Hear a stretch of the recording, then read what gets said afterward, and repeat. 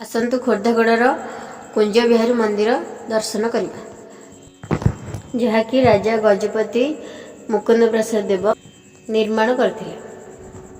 आसतु मंदिर चारिपार्श्व बुलिकी देखा। देखंतु मंदिरटी बहुत सुंदर अटे, बहुत पुरातन मंदिर।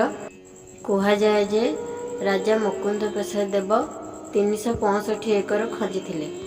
देखंतु मंदिरटी बहुत सुंदर और मंदिर पाखरे केते सारा जगह ठाकुरंकर अच्छी सेठी दर्शन बहुत सुंदर है।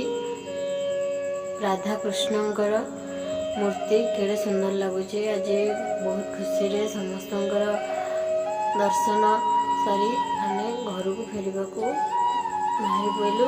देखंतु एठू केते दूर रे कुंज विहारी जगह अच्छी केते बाट। आसतु ये देखंतु बराह नृसिंह बामन